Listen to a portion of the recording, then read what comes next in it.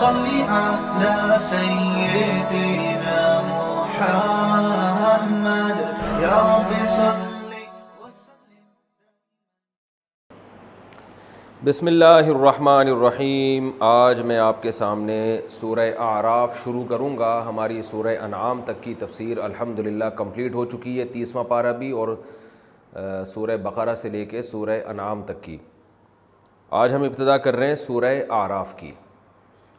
سورہ اعراف کا پہلا رکوع اور 8ویں پارے کا 8واں رکوع. حسب معمول اس رکوع کا سب سے پہلے انشاءاللہ لفظی ترجمہ ہوگا مختصر گرامر کے ساتھ. میں نے 2-4 لیکچرز پہلے یہ بات کہی تھی کہ ہم لفظی ترجمہ چھوڑ کے ڈائریکٹ تفسیر شروع کریں گے، لیکن وہ بات بنی نہیں.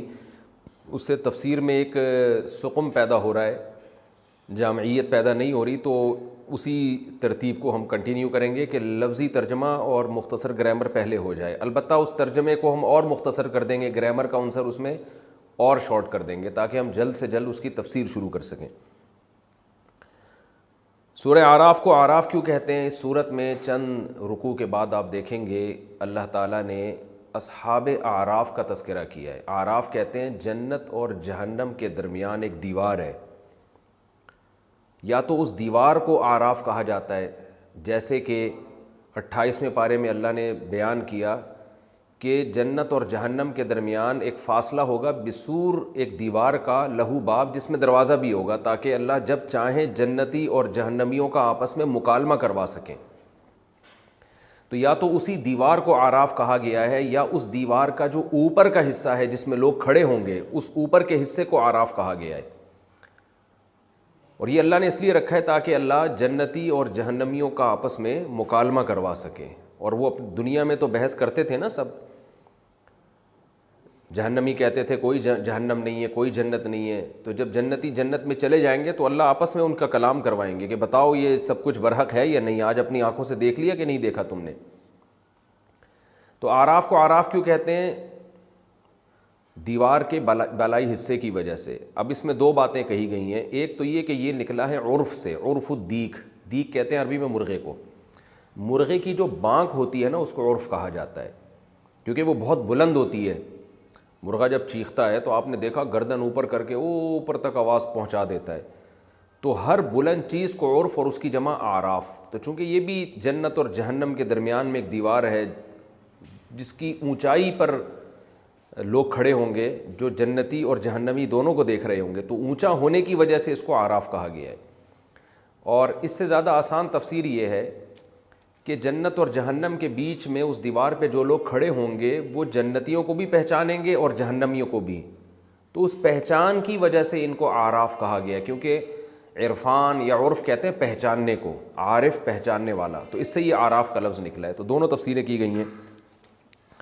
ہم اس سورت کو شروع کرتے ہیں. تو میں نے بتایا کہ اس سورت کا نام اعراف کیوں ہے، کیونکہ اس میں ایک امتیازی بات کیا ہے کہ اس میں اصحاب اعراف کا تذکرہ ہے کہ دیوار کے اوپر کچھ لوگ کھڑے ہوں گے جن کی نیکیاں برائیاں برابر ہوں گی.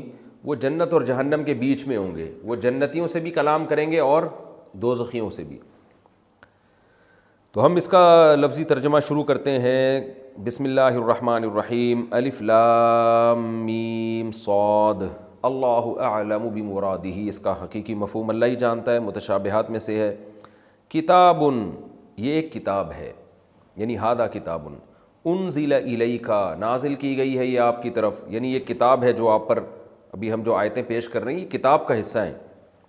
انزل الیک، یہ آپ کی طرف نازل کی گئی ہیں. فلا یکن فی صدرک، پس نہیں ہو آپ کے سینے میں، حرجن، تنگی، منہ، اس کتاب سے. یعنی آپ اس سے تنگی محسوس نہ کریں. کیوں نازل کی گئی ہے؟ لتنذر بہ، تاکہ آپ اس کتاب کے ذریعے ڈرائیں. وذکریٰ، اور یہ نصیحت ہے، للمؤمنین، ایمان لانے والوں کے لیے. اتبعوا، اتباع کرو، ما، اس چیز کی، انزل الیکم، جو نازل کیا گیا ہے تمہارے رب کی طرف سے، من ربکم، تمہارے رب کی طرف سے تم پر. یعنی جو قرآن نازل کیا جا رہا ہے اس کو فالو کرو. ولا تتبعوا، اور اتباع مت کرو، من دونہ، اس قرآن کے علاوہ کی، اولیاء، دوستوں کی. اولیاء جو بھی دوست ہوتے ہیں، یہ جو بھی مذہبی رہنما ہوتے ہیں، یا جن کو بھی آپ فالو کرتے ہیں، ان سب کو ولی کہا گیا یہاں پہ، کیونکہ وہ بھی جو آپ کے رہبر ہیں وہ بھی ایک قسم کے آپ کے ولی ہیں، قریب ہیں آپ کے. تو اس قرآن کے علاوہ کسی اور کو فالو مت کرو. قلیلا ما تذکرون، بہت تھوڑا تم نصیحت حاصل کرتے ہو. وَكَم مِّن قَرْيَةٍ، اور کتنی ہی بستیاں ایسی ہیں، أَهْلَكْنَاهَا، ہم نے ان کو ہلاک کر دیا. فَجَاءَهَا، پس آئی ان کے پاس، بَأْسُنَا، ہماری پکڑ، بیاتن، رات کے وقت میں. باتا یبیتو بیتو تتن، ضرب یضربو کی طرح.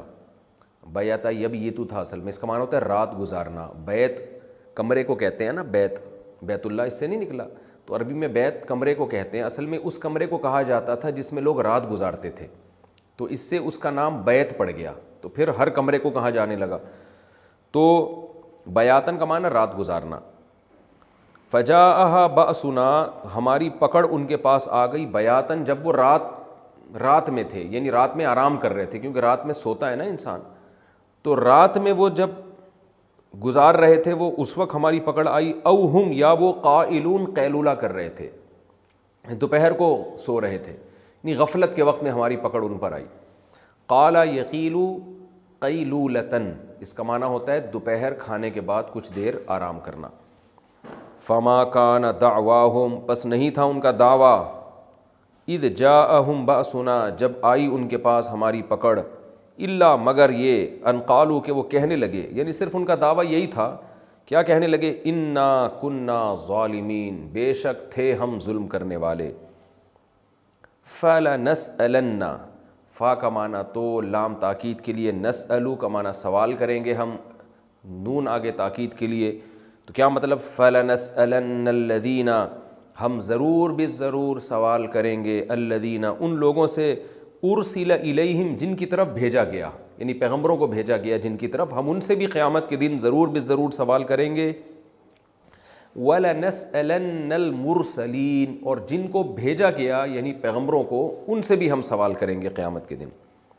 فَلَنَقُصَّنَّ، قَصَّ يَقُصُّ قَصَصًا، ضرب نصر ينصر کی طرح، پڑھ کے سنانا، بیان کرنا، قصہ بیان کرنا، سب کے معنی میں آتا ہے. فَلَنَقُصَّنَّ، ہم ضرور بالضرور بیان کریں گے، علیہم، ان سب پر، پیغمبروں پر بھی اور عام لوگوں پر بھی، بعلم، علم کے ساتھ، یعنی حقیقت کو واضح کریں گے. وَمَا كُنَّا غَائِبِينَ، اور نہیں تھے ہم غائب، یعنی ہم لوگوں سے غائب تھوڑی تھے، ہم تو سب کچھ دیکھ رہے تھے، اس کے حساب سے ہم بیان کریں گے. وَالْوَزْنُ، اور جو وزن ہے یعنی ناپنا ہے اعمال کا، وزن کرنا ہے، یومئذ، جس دن ایسا ہوگا یعنی قیامت قائم ہوگی اور اللہ سوال جواب کرے گا، اس دن وزن الحق، برحق ہے، یعنی اس دن وزن لازمی ہوگا اعمال کا. فمن، پس جو شخص، ثقولت موازینہ، اس کا وزن ثقیل ہو گیا، اس کا ترازو، میزان کی جمع موازین آتی ہے، اس کے ترازو بوجھل ہو گیا. فاولئک، تو یہ وہ لوگ ہیں، ہم المفلحون، جو حقیقت میں کامیاب ہیں. ومن، اور جو شخص، خفت موازینہ، خفا یخفو، اصل میں تھا خفف یخففو، ضرب یضربو کی طرح، ہلکا ہونا، کہتے ہیں نا خفیف سا آدمی ہے، اپنی خفت محسوس کر رہا ہے، یہ اردو میں لفظ استعمال ہوتا ہے. ومن خفت موازینہ، اور جس کا وزن ہلکا ہو گیا یعنی نیکیوں کا وزن. فاولئک الذین، پس یہ ہیں وہ لوگ، خسروا انفسہم، جو اپنی ذات کی طرف سے خسارے میں پڑے ہوئے ہیں. بیما کانو، اس لیے کہ تھے یہ لوگ، بآیاتنا یظلمون، ہماری آیتوں کے ساتھ ظلم کیا کرتے تھے. وَلَقَدْ مَكَّنَّاكُمْ فِي الْأَرْضِ، اور تحقیق، مکنا یمکن تمکیناً، ٹھکانہ دینا، اور تحقیق ہم نے ٹھکانہ دیا ہے تم کو زمین میں. وَجَعَلْنَا لَكُمْ فِيهَا، اور بنایا ہے تمہارے لیے ہم نے اس زمین میں، معائش، زندہ رہنے کا سبب. عیش کہتے ہیں زندگی کو، معائش اس کی جمع آتی ہے، تو یہاں زندگی سے مراد زندگی کے اسباب، یعنی سبب المعائش، سبب معائش، یہ مطلب ہوگا. کچھ چیزیں محذوف ہوتی ہیں کامن، یعنی واضح ہونے کی وجہ سے. تو ہم نے یہ دیکھیں، اردو میں عیش کا مطلب تو عیش و عشرت ہوتا ہے نا، عربی میں عیش زندہ رہنے کو کہتے ہیں. عاش یعیش و عیشن کا معنی زندہ رہنا. عاش فی الارض 40 سنۃ، کہا جاتا ہے وہ شخص زمین میں 40 سال زندہ رہا. اس کا ترجمہ یہ نہیں ہوگا کہ اس نے 40 سال زمین میں عیاشی کی ہے، یہ مطلب نہیں ہوگا. معیشت اسی سے نکلا ہے نا. معیشت کو معیشت کیوں کہتے ہیں؟ اس کی وجہ سے انسان کو حیات ملتی ہے, زندگی ملتی ہے. زندہ رہنے کی جو دنیاوی اسباب ہیں ان کو کہا جاتا ہے. تو ہم نے تمہارے لیے اس زمین میں زندہ رہنے کے اسباب رکھے ہیں. قلیلا ما تشکرون, بہت تھوڑا تم شکر ادا کرتے ہو. یہ جی سورہ اعراف کا پہلا رکوع تھا, 8ویں پارے کا 8واں رکوع. اس کا لفظی ترجمہ ہو گیا. اب ہم انشاءاللہ اس کی تفسیر کی طرف چلتے ہیں. سورہ اعراف بھی مکہ میں نازل ہوئی. اس کے مضامین بھی زیادہ تر توحید اور آخرت پر مشتمل ہیں. احکام اس میں کم ہیں. جیسے سورہ نساء میں آپ نے, سورہ آل عمران میں, سورہ بقرہ میں دیکھا نا, بہت سارے احکام تھے, یہ کرو یہ نہ کرو, وراثت کے احکام, اور بہت سارے نکاح طلاق کے احکام, نماز روزے کے احکام, میدان جنگ میں نماز کیسے پڑھی جائے گی, روزہ کیسے رکھا جائے گا, بہت ساری باتیں تھیں جو گزر چکیں. تو سورہ اعراف میں بھی زیادہ تر آخرت کی باتیں ہیں, عقیدے کی باتیں ہیں, موٹیویشن کی باتیں ہیں. اللہ فرماتے ہیں کتاب انزل الیک. دیکھیں قرآن کو عربی میں پڑھنے کا ہی مزہ ہے. یہ تو میں تفسیر کر رہا ہوں نا, لیکن اگر آپ یہ تفسیر کے لیکچر غور سے سنیں اور اس کی پریکٹس کریں, آگے ٹیچنگ کریں, تو میں یقین سے کہتا ہوں آپ کو ان آیتوں کے پڑھنے میں, جب آپ نماز میں سنیں گے نا کسی اچھے قاری کی تلاوت, یا حرمین میں قاریوں کی تلاوت سنیں گے آپ, تو آپ کو اتنا لطف آئے گا کہ ناقابل بیان ہے. کیونکہ قرآن اصل میں قرآن کی زبان میں ہی سننے میں مزہ آتا ہے. تو ہم تو آپ کو اردو میں اس لیے کر رہے ہیں تاکہ جو اردو بولنے والے ہیں ان کو تھوڑا عربی سے مناسبت پیدا ہو جائے. ورنہ یہ آیتیں آپ نے اتنی یاد کرنی ہیں اور رٹے نہیں لگانے. جیسے جیسے میں درس دے رہا ہوں آپ دوسرے کو بھی اسی سٹائل میں درس دینا شروع کر دیں, تو ریوائز کرنے سے, تکرار کرنے سے, ٹیچنگ کرنے سے آپ پر کو قرآن کی آیتوں پر بہت زبردست عبور حاصل ہو جائے گا. اور پھر جب کوئی تلاوت کرے گا یا آپ خود تلاوت کریں گے آپ کو مزہ آئے گا اس میں. اچھے قاری کی آواز میں تلاوت سنیں گے بہت لطف آئے گا آپ کو, کیونکہ یہ اللہ کا کلام ہے. اس میں جو اثر ہے وہ اثر کسی اور کے بیان میں پیدا ہو نہیں سکتا. تو بڑا زبردست ایک جلالی انداز ہوتا ہے قرآن کا جب نئی سورت شروع ہوتی ہے. کتاب انزل الیک, یہ کتاب ہے جو آپ کی طرف نازل کی گئی ہے. فلا یکن فی صدرک حرج منہ, آپ کا سینہ اس کی طرف سے تنگی میں نہ پڑے. کیونکہ نبی صلی اللہ علیہ وسلم کا سینہ تنگ ہوتا تھا نا, کیونکہ قرآن میں جو آیتیں نازل ہو رہی تھیں کلچر بالکل اس کے اگینسٹ تھا. تو آپ صلی اللہ علیہ وسلم تنگ ہوتے تھے کہ اب مجھے یہ بات بھی مشرکین کو بتانی ہے, پھر وہ آگے سے مجھے جو ہے وہ رد عمل ہوگا ان کا, اور پھر میری مخالفت ہوگی. تو ظاہر ہے جیسے جیسے آیتیں نازل ہو رہی تھیں ایسے ایسے آپ کی ذمہ داریاں بڑھ رہی ہیں اور ایسے ایسے مخالفت بڑھتی چلی جا رہی ہے. تو قرآن کہہ رہے ہم جو آپ پر آیتیں نازل کر رہے ہیں, اے نبی آپ اپنے سینے کو تنگ نہ کریں. جیسے قرآن میں دوسرے مقام پر آتا ہے کہ ما انزلنا علیک القرآن لتشقى, سورہ طٰہٰ میں شروع میں, کہ ہم نے آپ پر قرآن اس لیے نازل نہیں کیا کہ آپ مشکل میں پڑ جائیں. یہ تو رحمت ہے اللہ تعالیٰ کی, آپ کو سیدھا راستہ اس سے مل رہا ہے, تو آپ صبر کریں اس میں اور آپ اللہ کا پیغام پہنچائیں. یہ لوگ نہیں مانیں گے تو آپ سے سوال نہیں ہوگا. اس طرح سے تسلی دی جا رہی ہے. فلا یکن فی صدرک حرج منہ, آپ کا سینہ اس کی طرف سے تنگی میں نہ پڑے. یہ ہم نے نازل کیوں کی ہے؟ لتنذر بہ, تاکہ آپ اس کے ذریعے لوگوں کو ڈرا دیں, آپ کی ذمہ داری ادا ہو جائے گی. وذکریٰ, اور یہ نصیحت بن جائے, للمؤمنین, ایمان لانے والوں کے لیے. جو اس کو مانیں گے ان کے لیے بڑی زبردست نصیحتیں ہیں اس میں, وہ فالو کرتے چلے جائیں گے. آگے قرآن کہہ رہا ہے اتبعوا ما انزل الیکم من ربکم, اے لوگو تمہارے رب کی طرف سے جو تم پر نازل کیا جا رہا ہے اس کے پیچھے چلو.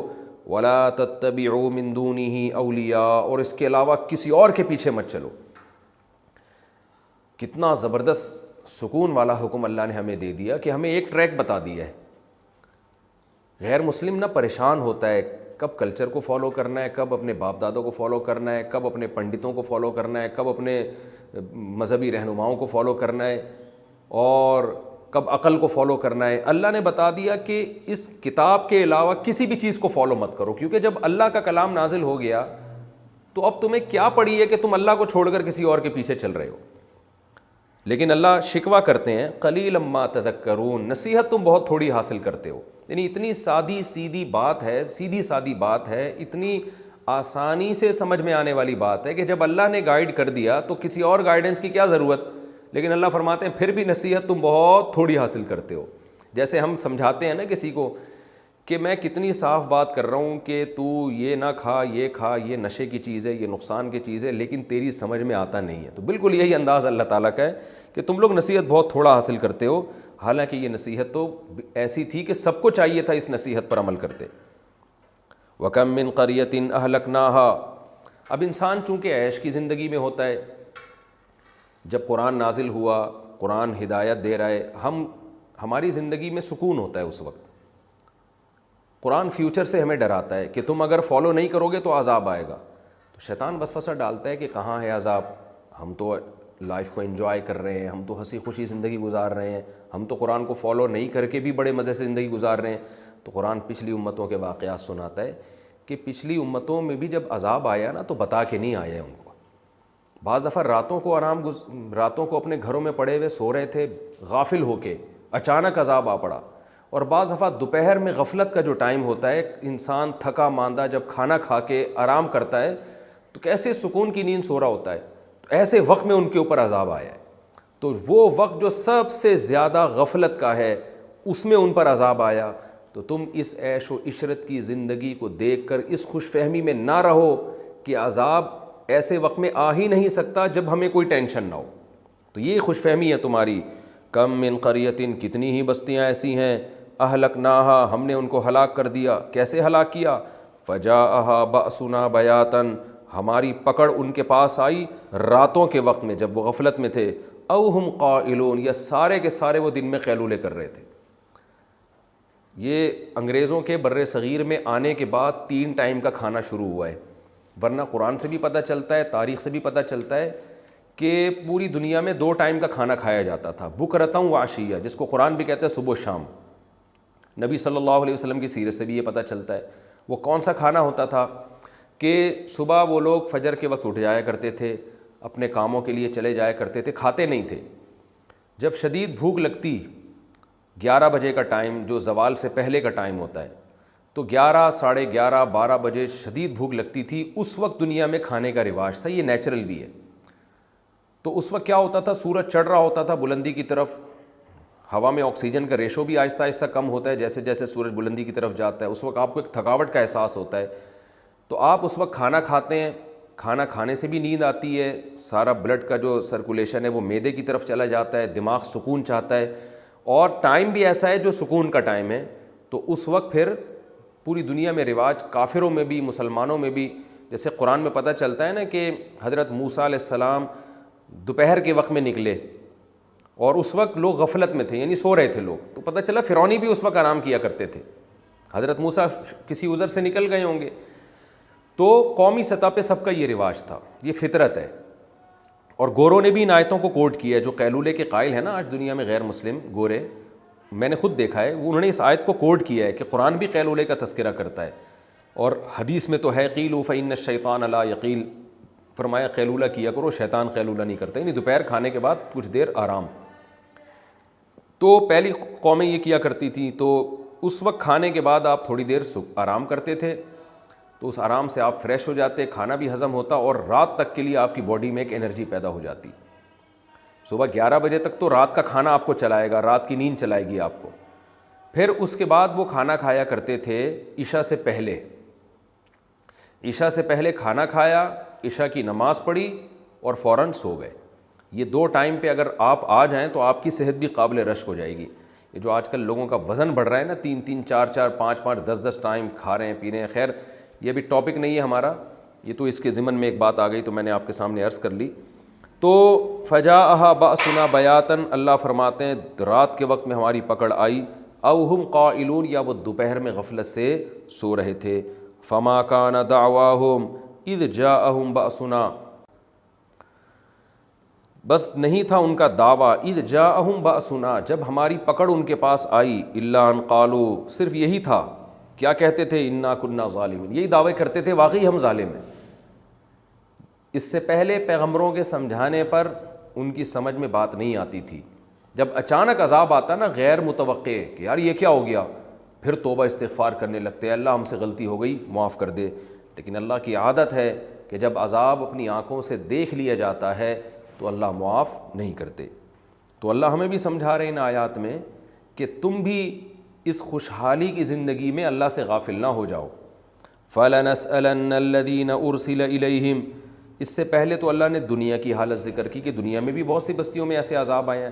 اب آخرت کا تذکرہ کر رہا ہے کہ فَلَنَسْأَلَنَّ الَّذِينَ أُرْسِلَ إِلَيْهِمْ. جن کی طرف پیغمبروں کو بھیجا گیا ہم ان سے ضرور بالضرور سوال کریں گے. سوال کریں گے کہ تم نے قرآن کو، پیغمبروں کی تعلیمات کو فالو کیا کہ نہیں کیا. وَلَنَسْأَلَنَّ الْمُرْسَلِينَ. اور ہم ضرور بالضرور سوال کریں گے پیغمبروں سے بھی. پیغمبروں سے دو سوال ہوں گے، یا تو یہ کہ آپ نے دعوت کا کام پہنچایا کہ نہیں پہنچایا، یا یہ کہ ان آپ کے امتیوں نے آپ کی تعلیمات پہ عمل کیا یا نہیں کیا.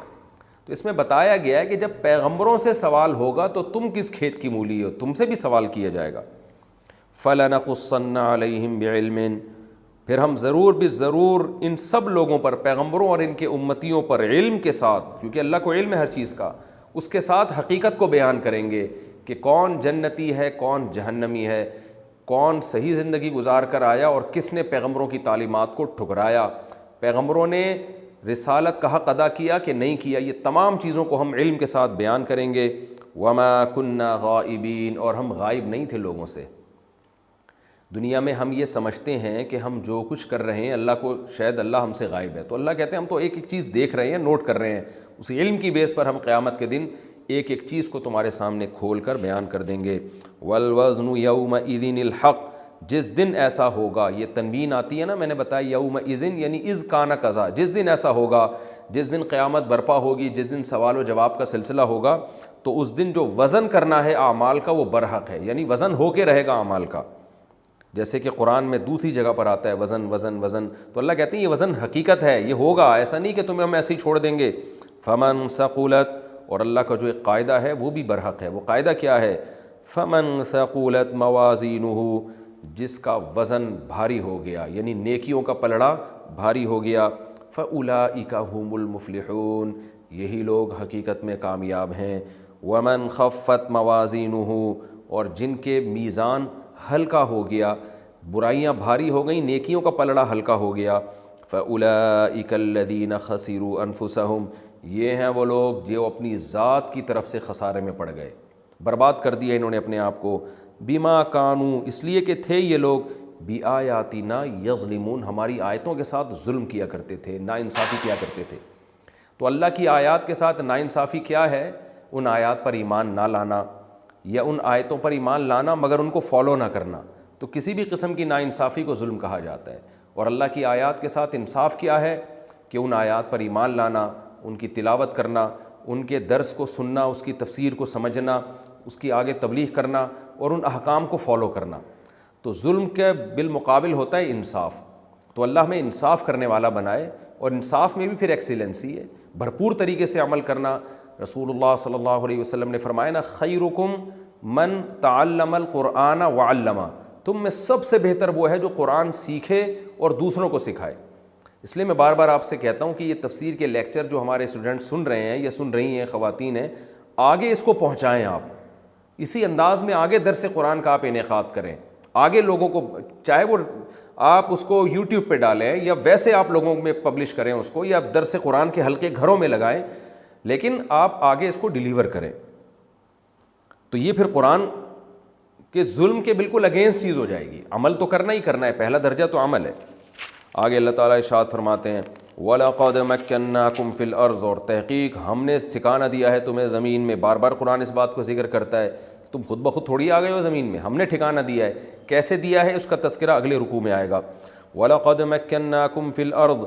ہم نے زمین میں تمہیں ٹھکانہ دیا ہے. وَجَعَلْنَا لَكُمْ فِيهَا مَعَائِشَ. اور اس زمین میں تمہاری زندگی کے اسباب رکھیں.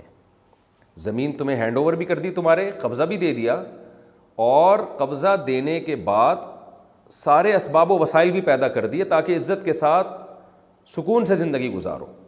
یہ ایسے ہی ہے جیسے کوئی غریب جسے کوئی ٹھکانہ نہ مل رہا ہو، آپ ایک خوبصورت بنگلے کی چابیاں اس کو پکڑا دیں، بولیں آج سے یہ تمہارا ہو گیا، اور پھر اس میں رہنے کے اسباب بھی پیدا کر دیں. واش روم بنا دیں، کچن بنا دیں، بیڈ روم بنا دیں، سوئمنگ پول بنا دیں، اس میں کھیل کا میدان بنا دیں، آپ بیڈمنٹن کا میدان بنا دیں، بیڈمنٹن کی جگہ بنا دیں، آپ ٹینس کی جگہ بنا دیں. جو ایک لگژری بنگلہ ہوتا ہے نا، جس میں اچھی زندگی گزارنے کے تمام لوازمات ہوتے ہیں. تو جو کسی غریب کو ایسا بنگلہ دے گا اور تمام لوازمات کے ساتھ، اس کا اس غریب پر کیسا احسان ہوگا. تو اللہ فرماتے ہیں پوری زمین ہم نے تمہارے حوالے کر دی ہے. انسان کی اوقات کیا ہے، چیونٹی سے بھی چھوٹا ہے انسان اس کائنات میں. پوری زمین ہینڈ اوور کر دی ہم نے تمہارے، اور ہینڈ اوور کر کے ایسے ہی نہیں کہ اب جو ہے تم خود چاند اور ستاروں سے جا کے اپنی خوراک کا بندوبست کرو. یہی سب کچھ تمہارے لیے پیدا کر دیا، ذریعہ معاش یہی بنا دیا ہم نے تمہارے لیے. لیکن قرآن یہاں بھی وہی شکایت کرتا ہے، قلیلا ما تشکرون، تم شکر بہت تھوڑا کرتے ہو. کیسے ناشکری ہے؟ مانتے ہی نہیں کہ اللہ نے دیا ہے یہ بھی ناشکری. جو مان لیتے ہیں وہ اللہ کے ساتھ دوسروں کو شریک کرنا شروع کر دیتے ہیں، یہ بھی ناشکری. جو اللہ کے ساتھ شریک نہیں کرتے وہ عملی لحاظ سے ناشکرے ہوتے ہیں کہ ان نعمتوں کا شکر نہیں ادا کر رہے، گناہوں سے اپنے آپ کو بچا نہیں رہے ہیں، نیکیوں کی طرف آ نہیں رہے ہیں، یہ نہیں سمجھ رہے کہ اللہ نے دیا ہے تو اب اللہ کے بھی کچھ حقوق ہیں. تو ہر طرح کی ناشکری اس آیت کے تحت داخل ہے. تو یہ رکوع ہمارا مختصر کا سا تھا، اس میں اس کا خلاصہ بھی بہت آسان ہے. اللہ تعالیٰ نے اس کتاب کا تعارف کروایا کہ یہ کتاب جو ہم نے نازل کی ہے اے نبی، اس لیے نہیں کی ہے کہ آپ پریشان ہو جائیں، بلکہ اس لیے کہ آپ لوگوں کو ڈرائیں اور جو عمل کرنا چاہیں ان کو اس سے نصیحت ملے. پھر قرآن نے دوسرا آرڈر کیا دیا کہ اس قرآن کے علاوہ کسی اور کتاب کو، کسی اور راستے کو، کسی اور کلچر کو تم نے فالو نہیں کرنا. لیکن شکایت بھی کی کہ تم نصیحت بہت کم حاصل کرتے ہو. پھر اللہ نے ڈرایا ہمیں کہ تم اس دنیا کی زیب و زینت اور اس کی عیش و عشرت سے اس خوش فہمی میں نہ رہو کہ اللہ تمہیں پکڑے گا نہیں. پچھلی امتیں بھی ہلاک ہوئی ہیں غفلت کے وقت میں، سوتے ہوئے ان پر عذاب آیا ہے، اور پھر وہ مانے بھی ہیں. پہلے تو مانتے نہیں تھے، جیسے ہی عذاب آیا مانے کہ اللہ ہم ظالم تھے، لیکن اس کے بعد ان کی توبہ قبول نہیں ہوئی. پھر اللہ نے آخرت کا تذکرہ کیا کہ یہ دنیا میں جیسے عذاب آیا، آخرت میں ہم تم سے سوال پوچھیں گے، تم سے بھی، پیغمبروں سے بھی سوال پوچھیں گے، اور اعمال کا وزن ہوگا. جس کا ترازو نیکیوں کا بھاری ہو گیا وہ جنت، اور جس کا ہلکا ہو گیا وہ جہنم کی آگ میں، اس لیے کہ اس نے ہماری آیتوں کے ساتھ ظلم کیا تھا. پھر اللہ نے اپنا ایک احسان جتلایا، احسان بتایا ہمیں کہ ہم نے تمہیں زمین میں پیدا کیا ہے، اور اس زمین میں رہنے کے، زندہ رہنے کے اسباب بھی ہم نے پیدا کیے ہیں. پھر شکایت کی ہے کہ تم شکر بہت کم کرتے ہو. یہ اس رکوع کا خلاصہ تھا. اب ہم اگلے رکوع کی طرف چلتے ہیں. سورہ اعراف کا رکوع نمبر 2 اور 8ویں پارے کا رکوع نمبر 9. حسب معمول اس رکوع کا سب سے پہلے مختصر لفظی ترجمہ، مختصر گرامر کے ساتھ، اور پھر انشاءاللہ اس کی تفسیر ہوگی. بسم اللہ الرحمن الرحیم. وَلَقَدْ خَلَقْنَاكُمْ، تحقیق ہم نے تمہیں پیدا کیا. ثُمَّ پھر صَوَّرْنَاكُمْ ہم نے تمہیں صورت دی. صَوَّرَ يُصَوِّرُ تَصْوِيرًا کا معنی شکل دینا، یہ صورت بھی ہم نے تمہیں دی. ثُمَّ پھر ہم نے قُلْنَا ہم نے کہا لِلْمَلَائِكَةِ فرشتوں سے اسجدوا لآدم آدم کو سجدہ کرو. فسجدوا سب نے سجدہ کیا، الا ابلیس مگر ابلیس نے نہیں کیا. لم یکن نہیں ہوا وہ من الساجدین سجدہ کرنے والوں میں. قال اللہ نے فرمایا ما منعک تجھے کس چیز نے روکا اللہ تسجد کہ تو نے سجدہ نہیں کیا، یعنی سجدہ کرنے سے تجھے کس چیز نے روکا؟ کون سی ایسی چیز تھی جو رکاوٹ بن کے تجھے یہاں تک لے آئی کہ تو نے سجدہ نہیں کیا؟ اذ امرتک جب کہ میں نے تجھے حکم دیا تھا. امر یامرو حکم دینا آسان ہے. قال شیطان نے کہا انا خیر منہ، انا کا معنی میں، خیر منہ بہتر ہوں اس آدم سے. خلقتنی بنایا ہے تو نے، نی مجھ کو، من نار آگ سے، وخلقتہ اور بنایا ہے، خلقتہ ضربتہ کی طرح، اور پیدا کیا ہے تو نے اس آدم کو، من طین مٹی سے، طین مٹی کو کہتے ہیں. قال اللہ نے فرمایا فاہبط پس نکل جا. فا آتا ہے تو کے معنی میں، یعنی اگر تو یہ کہہ رہا ہے، سجدے سے انکار کر رہا ہے اس دلیل کی بیس پر، فاہبط تو یہاں سے نکل جا. اصل میں تھا اہبط، ہبط یہبط کا معنی ہوتا ہے بلندی سے پستی کی طرف جانا، تو اہبط میں الف سائلنٹ ہو گیا. فاہبط منہا تو پھر تو نکل جا یہاں سے، یعنی اگر تو اس طرح کی باتیں کر رہے ہیں نکل جا یہاں سے. فما یکون لکا پس نہیں ہے، یکون نہیں ہے یہ بات، لکا تیرے لیے، کیا بات؟ ان تتکبرا کہ تو تکبر کرے، فیہا اس جگہ پر، اس جگہ پر، فیہا یہ جو جگہ ہے جہاں تو یہ باتیں کر رہا ہے، یہاں تیرے پر تکبر زیب نہیں دیتا. فاخرج پس نکل جا یہاں سے، انکا بے شک تو ہے، من الصاغرین کم لوگوں میں، صغر سے نکلا ہے, چھوٹے کو کہتے ہیں صاغر, چھوٹا, کمتر, تو ذلیل ہو, یہ اس کا ترجمہ ہم یہاں کریں گے تو رسوا لوگوں میں سے ہے. قال, شیطان نے کہا, انظرنی, انظر ینظر انظارا, مہلت دینا, انظر اکرم کی طرح. شیطان کہنے لگا انظرنی, مجھے مہلت دے دے, الی یومی, اس دن تک, یبعثون, جس دن لوگوں کو زندہ کیا جائے گا, اٹھایا جائے گا. بعث یبعث کا معنی بھیجنا, اٹھانا, سب چیزوں میں استعمال ہوتا ہے. جس دن لوگوں کو حشر کی طرف بھیجا جائے گا, قبروں سے اٹھایا جائے گا, اس دن تک کے لیے تو مجھے مہلت دے دے. قال, اللہ نے فرمایا, انکا, بے شک ہے تو, من المنظرین, مہلت دیے ہوئے لوگوں میں سے, یعنی تجھے میں نے مہلت دے دی ہے, تو مہلت دیے ہوئے لوگوں میں سے, لوگوں میں شامل ہو گیا ہے. جیسے بہت سے لوگوں کو مہلت ملتی ہے, تجھے بھی مہلت مل گئی ہے. انظر ینظر انظارا, مہلت دینا, منذر, مہلت دینے والا, منظر, جسے مہلت دی جائے, منظرین اس کی جمع.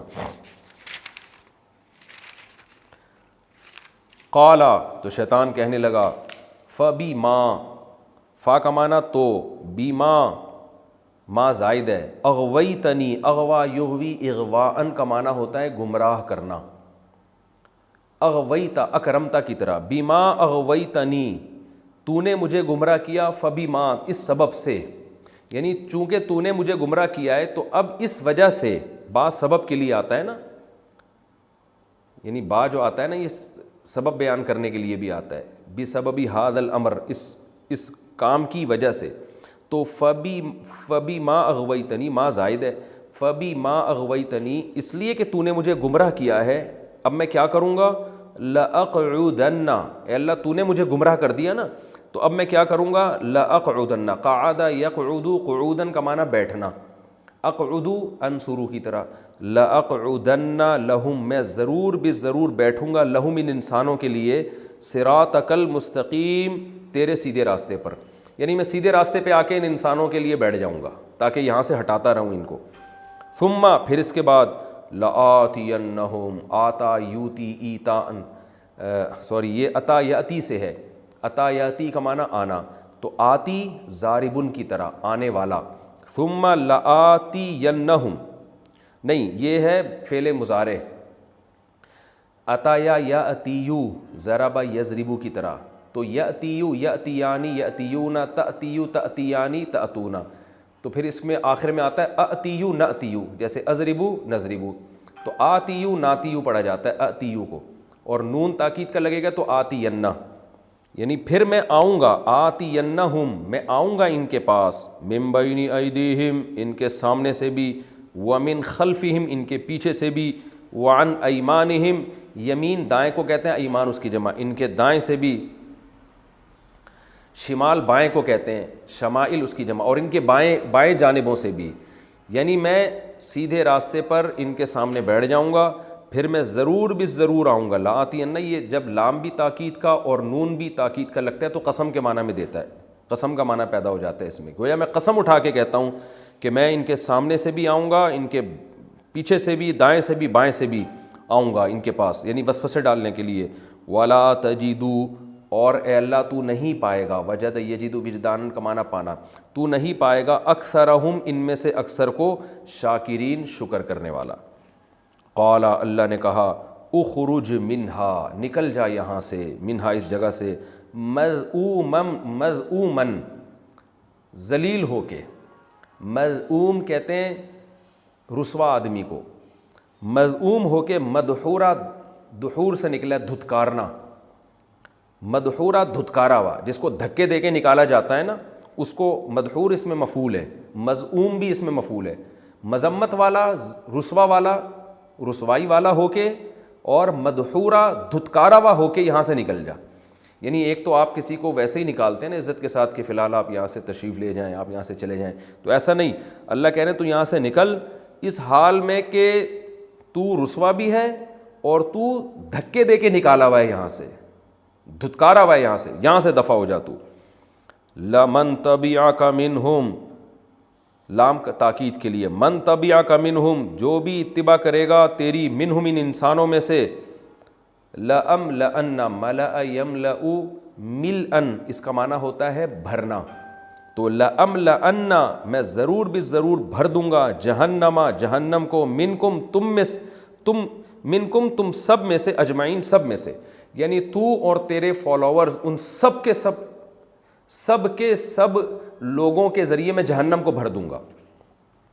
وَيَا آدم اور اے آدم اسکن سکونت اختیار کر، سکن یسکنو سکونت اختیار کرنا، وَيَا آدم اسکن انتا سکونت اختیار کر تو بھی، وَزَوْجُكَ اور تیری زوجہ بھی، الجنہ جنت میں، فَكُلَا پس تم کھاؤ، ایک آدمی کو کہا جاتا ہے کلا، دو کو، تم دونوں کھاؤ، من حیث جہاں سے چاہو، شئتما تم دونوں چاہو، شاء یشاء چاہنا، شئتما اصل میں تھا شیأتما ضربتما کی طرح، تم دونوں جہاں سے چاہو اس جنت میں کھاؤ، ولا تقربا اور قریب مت جاؤ دونوں، ہادہ شجرہ اس درخت کے، اشارہ کر کے بتا دیا اس درخت کے قریب مت جاؤ، فتکونا تو تم دونوں ہو جاؤ گے من الظالمین ظالمین میں سے، یعنی اگر اس درخت کے قریب بھی گئے کھانے کی کوشش کی ظالمین میں سے ہو جاؤ گے۔ فوسوس لہما الشیطان شیطان نے ان دونوں کے لیے وسوسہ ڈالا، کیوں وسوسہ ڈالا؟ لیبدی لہما تاکہ ظاہر کر دے، ابدا یبدی ابداء کا معنی ظاہر کرنا، کہتے ہیں نا باطن نظر میں یہ چیز اچھی لگ رہی ہے ظاہری نظر میں، تو اب ابدا کا معنی ہوتا ہے ظاہر کرنا، تاکہ ظاہر کر دے لہما ان دونوں کے لیے ما وہ چیز ووریا عنہما جو ان دونوں سے چھپائی گئی تھی، وارا یواری مواراتن، زاربا یزارب مزاربتن، اس کا معنی ہوتا ہے چھپانا، یہ ورا سے نکلا ہے، ورا کسے کہتے ہیں؟ پیچھے کو، ہماری فقہ کی کتابوں میں ایک اصطلاح استعمال ہوتی ہے ما وراء النہر، دریا کے پیچھے، یہ جو دریائے آمو ہے نا روس اور افغانستان کو ملاتا ہے، اس سے پیچھے کے علماء کو ما وراء النہر کہا جاتا تھا، اردو میں کہتے ہیں اس کے ورے، یعنی اس کے پیچھے۔ تو یہ باب مفاعلہ میں جب جاتا ہے تو واریا یواریو مواریتن، زاربا یزارب مزاربتن، جو پڑھا جاتا ہے وارا یواری مواراتن، یہ وہ نہیں ہے جس کو اردو میں کہتے ہیں وارے میں نہیں آ رہا، یہ وہ والا وارا نہیں ہے، تو پردے کے معنی میں استعمال ہوتا ہے۔ ورا مخلوق کو بھی کہتے ہیں کیونکہ یہ بھی پردہ بن کے زمین کو اس نے ڈھانپا ہوا ہے، تو وارا یواری مواراتن کا معنی چھپانا، تو ووریا فعل مجہول ہے، زوریبا کی طرح چھپائی گئی۔ اب ترجمہ سمجھیں، شیطان نے ان دونوں کے دلوں میں وسوسہ ڈالا، لیبدی لہما تاکہ شیطان ان دونوں کے لیے ظاہر کر دے ما اس چیز کو ووریا عنہما جو ان دونوں سے چھپائی گئی تھی، یعنی دونوں سے جو چیز چھپائی جاتی ہے وہ شرمگاہ ہوتی ہے، تو انسان ایک دوسرے سے چھپاتا ہے وہ شرمگاہ، من سوآتہما یعنی ان دونوں کی شرمگاہیں، سو اصل میں بری چیز کو کہتے ہیں، لیکن شرمگاہ بھی ایسی چیز ہے جس کے تذکرے سے اور جس کی دیکھنے سے انسان کو کراہت آتی ہے، تو اس لیے اس کو سوآت کہا گیا ہے، من سوآتہما یعنی ان کی شرمگاہوں کو۔ تو جو شرمگاہیں دونوں کی ایک دوسرے سے چھپائی گئی تھیں، جو انسان چاہتا ہے کہ چھپا کے رکھے، تو شیطان نے ان دونوں کے دلوں میں وسوسہ ڈالا تاکہ ان دونوں کی شرمگاہیں کھلوا دے، وہ ایک دوسرے کے سامنے ظاہر کر دے، یعنی یہاں بھی لام جو ہے نا عاقبت کے لیے، شیطان کا مقصد یہ نہیں تھا ان دونوں کو بے لباس کر دے، شیطان کا مقصد تو یہ تھا کہ اللہ کا نافرمان بنا دے، لیکن اس کا نتیجہ یہ نکلا کہ سزا کے طور پر لباس دونوں سے چھین لیا گیا اور ان کی شرمگاہیں ایک دوسرے کے سامنے کھل گئیں، تو اس لیے یہ لام عاقبت کے لیے، جو میں بار بار اس کو ڈیفائن کر چکا ہوں کہ لام عاقبت کیا ہوتا ہے، انجام بیان کرنے کے لیے۔ شیطان نے ان دونوں کے دلوں میں وسوسہ ڈالا تاکہ شیطان ان دونوں کے لیے وہ چیز ظاہر کر دے جو ان سے چھپائی گئی تھی، یعنی ان کی شرمگاہیں۔ وقال اور شیطان کہنے لگا ما نہاکما ربکما نہیں منع کیا تم دونوں کے رب نے تم دونوں کو، نہا کا معنی منع کرنا، عن ہذہ الشجرہ اس درخت کے کھانے سے، الا مگر صرف اس لیے، ان تکونا کہ تم دونوں بن جاؤ ملکین دو فرشتے۔ اللہ کو پتا تو تم یہ چیز کھاؤ گے تم فرشتے بن جاؤ گے، تو ملک فرشتے کو ملکینی دو فرشتے، او تکونا من الخالدین یا تم ہو جاؤ گے ہمیشہ رہنے والوں میں سے۔ وقاسمہما اور شیطان نے ان دونوں کے سامنے قسمیں اٹھائیں، انی لکما لمن الناصحین میں تم دونوں کے لیے خیر خواہ ہوں، ناصح خیر خواہ کو کہتے ہیں نصیحت کرنے والا۔ فدلاہما بغرور شیطان نے دلالت کی ان دونوں کی، رہنمائی کی ان دونوں کی، بغرور دھوکے کے ساتھ ان کی کو گائیڈ کیا۔ فلما ذاق الشجرہ پس جب دونوں نے چکھا درخت کو، بدت لہما، بدا یبدو کا معنی ظاہر ہونا، بداوت تھا اصل میں، ظاہر ہو گئی ان دونوں کے لیے سوآتہما، ان دونوں کی شرمگاہیں، وطفقا یخصفانی، تفقہ کا معنی ہوتا ہے کسی کام کو آپ جب اسٹارٹ شروع کر دیں، کرنے لگیں، اس کا ترجمہ عربی میں یہ ہوتا ہے، لگیں سے آتا ہے، وطفقا، اور وہ کرنے لگے، یخصفانی، ڈالنے لگے، خصف یخصف، چھپانے لگے، علیہما، اپنے اوپر، یعنی ڈالنے لگے اپنے اوپر، من ورق الجنہ، جنت کے پتوں کو، وناداہما، اور پکارا ان دونوں کو، ربہما، ان دونوں کے رب نے، کیا پکارا، الم انہکما، نہا ینہا، روکنا، انہا، کیا میں نے روکا نہیں تھا، کما، تم دونوں کو، ان تلکما الشجرہ، اس درخت سے، تلکما کا معنی تم دونوں سے میں خطاب کر رہا ہوں کہ کیا تم دونوں کو اس درخت سے میں نے روکا نہیں تھا، وَأَقُلْ، اور میں نے کہا تھا تم سے، لَكُمَا، تم دونوں کو کہا تھا، إِنَّ الشَّيْطَانَ لَكُمَا، کہ بے شک شیطان تم دونوں کے لیے، عَدُوٌّ مُبِينٌ، کھلا ہوا دشمن ہے، قَالَا، دونوں کہنے لگے، ربنا، اے ہمارے رب، ظلمنا انفسنا، ہم نے اپنی جانوں پہ ظلم کیا، وَإِن لَّمْ تَغْفِرْ لَنَا، اگر تو نے ہماری مغفرت نہیں کی، وَتَرْحَمْنَا، اور تو نے ہم پہ رحم نہیں کیا، لَنَكُونَنَّ مِنَ الْخَاسِرِينَ، ہم ضرور بالضرور خسارے والوں میں سے ہو جائیں گے۔ قال، اللہ نے فرمایا، اہبطوا، نکلو یہاں سے، اترو یہاں سے، جنت سے زمین کی طرف اترو، بعضکم لبعض عدو، تم میں سے بعض کے دشمن ہوں گے، اب یہ امن نہیں ملے گا تمہیں، زمین میں اب تمہاری اولادیں لڑیں گی آپس میں، وَلَكُمْ فِي الْأَرْضِ، اور زمین میں ہے تمہارے لیے مستقر، ایک قرار گاہ، ٹھکانہ ہے زمین میں، وَمَتَاعٌ، اور فائدے کی چیزیں ہیں، سامان ہے، إِلَىٰ حِين، کچھ وقت تک کے لیے، کچھ وقت اب تمہیں زمین میں رہنا ہے۔ قَالَ فِيهَا، پھر اللہ نے کہا، فِيهَا تَحْيَوْنَ، اسی زمین میں تم زندگی پاؤ گے، حی یحییٰ، زندہ رہنا، وَفِيهَا تَمُوتُونَ، اسی زمین میں تمہاری موت واقع ہوگی، وَمِنْهَا تُخْرَجُونَ، اور اسی زمین سے تمہیں اخراج کیا جائے گا، دوبارہ نکالا جائے گا۔ یہ سورہ اعراف کا رکوع نمبر 2 اور 8ویں پارے کا رکوع نمبر 9، اس کا لفظی ترجمہ مختصر گرامر کے ساتھ مکمل ہو گیا۔ اگلے ایپیسوڈ میں انشاءاللہ ہم سورہ اعراف کے رکوع نمبر 2 اور 8ویں پارے کے رکوع نمبر 9 کی انشاءاللہ ہم تفسیر شروع کریں گے۔ اللہ تعالیٰ سمجھنے کی، عمل کی توفیق عطا فرمائے۔ وما علینا الا البلاغ۔